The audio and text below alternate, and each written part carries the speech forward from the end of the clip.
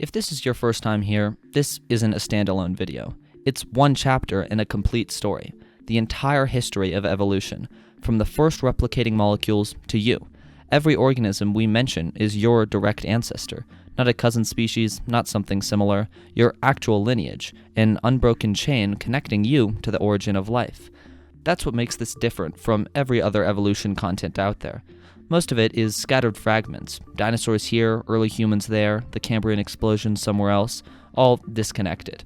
But they're not disconnected. They're all chapters in the same story, your story, and you can't understand any link without seeing what came before it. Lungs don't make sense without swim bladders. Mammals don't make sense without reptiles. Each chapter builds on the last, and nothing appears out of nowhere. 4 billion years of your deep history told as one continuous thread. If that sounds interesting, Chapter 1 is in the top right corner. I'd recommend starting there. If you've been watching from the beginning, you already know what this is. Let's keep going. Our lineage now exists as lobe-finned fish living in shallow freshwater environments during the late Devonian, around 380 million years ago. These fish have muscular fins supported by internal bones, functional lungs derived from swim bladders, and the ability to tolerate low oxygen conditions by breathing air at the surface. They inhabit river deltas, swamps, and seasonal pools where water levels fluctuate dramatically and oxygen depletion is common.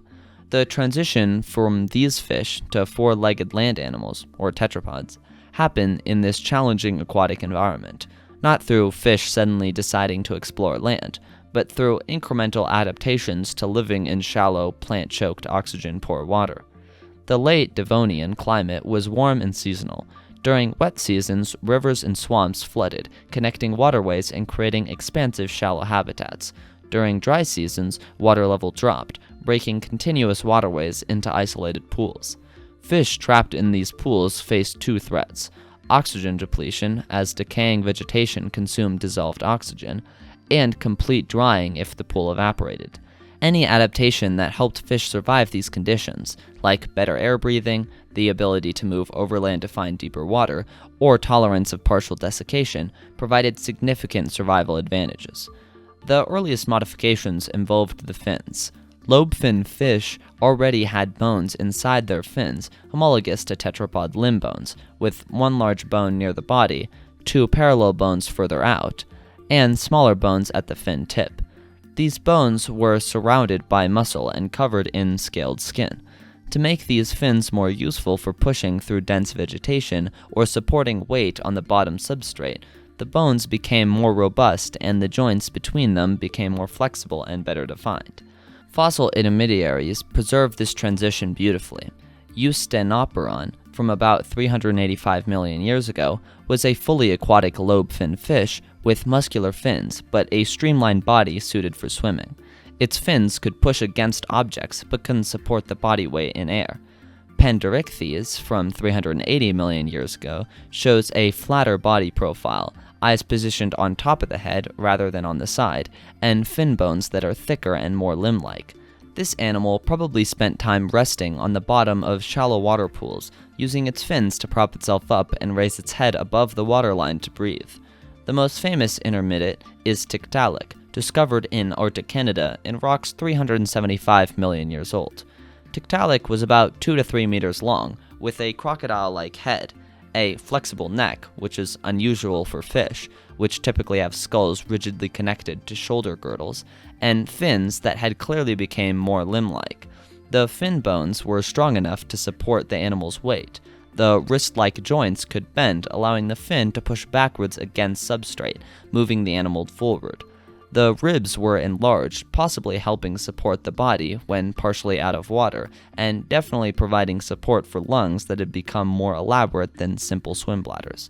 Tiktaalik probably lived in shallow streams and swamps, hunting smaller fish and possibly emerging partially onto mud banks or logs. It wasn't walking in the sense tetrapods walk. It was still primarily aquatic, but it could use its fins to prop itself up, to push through dense vegetation, and to move short distances across obstacles or between isolated pools. These behaviors, originally adaptations to aquatic environments, pre-adapted the lineage for terrestrial locomotion. The next clear fossil is Acanthostega from 365 million years ago in Greenland. Acanthostega had 8 digits on each limb, more than the 5 standard in later tetrapods. Its limbs had well-defined wrists and ankles, with multiple bones allowing complex movements. But crucially, the limb proportions and joint structure show it was still primarily aquatic. The limbs were better suited for paddling through water than walking on land. The ribs were too short to support the body effectively in air. The tail was deep and paddle-like, perfect for swimming. This reveals something important. Digits and limb-like structures evolved in the water for aquatic uses before vertebrates regularly moved onto land. The digits probably helped with pushing through vegetation, gripping substrate in fast-moving water, or maneuvering in complex three-dimensional aquatic environments. Only later were these structures co-opted for walking. Breathing was already partially solved. Lobe-finned fish ancestors had functional lungs, but they also retained gills for extracting oxygen from water. The transition to tetrapods involved lungs becoming larger and more efficient, while gills gradually reduced. Early tetrapods, like Acanthostega, retained both systems, probably breathing primarily through lungs, but still using gills when submerged. Later tetrapods lost gills entirely in the adult stage, though some retained them during larval development. The circulatory system required modification. Fish have a 2-chambered heart that pumps blood to the gills where it picks up oxygen, then directly to the body, then back to the heart. When lungs replace gills as the primary gas exchange organ, blood must be pumped to lungs, return to the heart, then be pumped to the body. This requires separating the heart into more chambers to prevent oxygen-poor blood returning from the body from mixing with oxygen-rich blood returning from the lungs.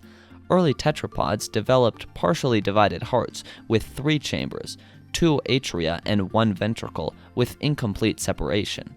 This is less efficient than the fully 4-chambered hearts of mammals, but adequate for animals with low metabolic rates. Sensory systems adapted to air. Eyes that evolved underwater work poorly in air without modification because water and air have different refractive indices. The cornea, which provides most of the eye's focusing power in air, provides almost no focusing power underwater. Early tetrapods developed modifications to the cornea and lens to restore proper focusing in air. The lateral line system, sensory organs along fish bodies that detect water pressure and movement, become less useful out of water and eventually reduced or lost in fully terrestrial forms. Hearing required the evolution of a middle ear. Sound travels well through water, and fish detect it through bone conducting vibrations directly to the inner ear. Sound travels through air differently, requiring a mechanical system to amplify the small pressure waves hitting the outer ear and transmit them into the inner ear fluid. Early tetrapods modified one of their gill arch bones, the hypomandibular, which in fish braced the jaw against the skull, into the stapes, the first bone of the tetrapod middle ear. This bone bridged from the eardrum to the inner ear, conducting airborne sound inward. Later tetrapods added additional middle ear bones refined from other skull elements. Skin became a major challenge. Fish skin is covered with scales and kept moist by surrounding water. Tetrapod skin exposed to air desiccates rapidly unless protected.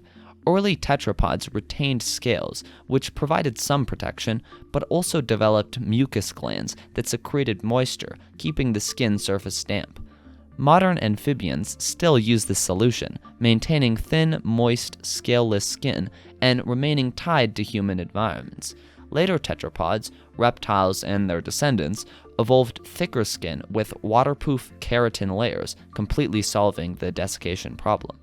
By about 360 million years ago, at the end of the Devonian period, our lineage consisted of animals that were recognizably tetrapods, 4-legged vertebrates with distinct limbs rather than fins, with digits and a neck allowing independent head movement, and with lungs as a primary breathing organ, and with various adaptations allowing them to spend significant time out of water. But they weren't fully terrestrial. They still lived in and around water, probably spending most of their time partially submerged. returning to water to reproduce, and hunting primarily in aquatic or semi-aquatic environments. These early tetrapods diversified rapidly in the Carboniferous period that followed. Some remained semi-aquatic. Others became increasingly terrestrial, developing stronger limbs, more efficient lungs, and better desiccation resistance. The Carboniferous climate was warm and wet, with vast swamp forests covering much of the land. These forests provided abundant food. Insects had diversified dramatically, including giant dragonflies and millipedes, and abundant shelter from the few predators that had made the transition to land. One critical innovation appeared during the Carboniferous, the amniotic egg. Early tetrapods, like modern amphibians, laid their eggs in water. The eggs were similar to fish eggs, small, jelly-covered, permeable to water, requiring an aquatic environment to prevent drying out. This tied reproduction to water bodies, even if adults could live on land. The amniotic egg, which we'll explore in detail in the next chapter, enclosed the embryo in a shell with internal fluid-filled membranes, creating a self-contained aquatic environment the embryo could develop in anywhere, regardless of external conditions. But before this innovation, our ancestors existed as early tetrapods, exploring the margins between water and land. They retained many fish-like features: scales, dependence on moist environments, aquatic larvae, relatively simple limbs. They were opportunistic predators, eating whatever they could catch. Fish when in water, invertebrates when on land. They varied in size from perhaps 20 centimeters to over a meter in length. They represented dozens of different lineages, experimenting with different solutions to terrestrial living.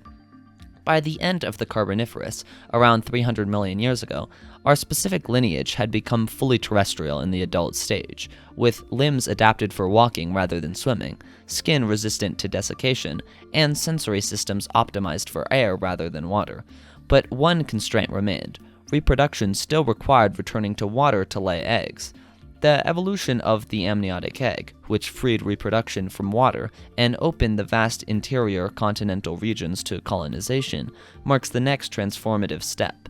That innovation defines a group called amniotes, which include all reptiles, birds, and mammals, every terrestrial vertebrate that doesn't need to return to water to breed. Our lineage from that point forward is amniote, and understanding what that means is essential to understanding the path leading to mammals and eventually humans.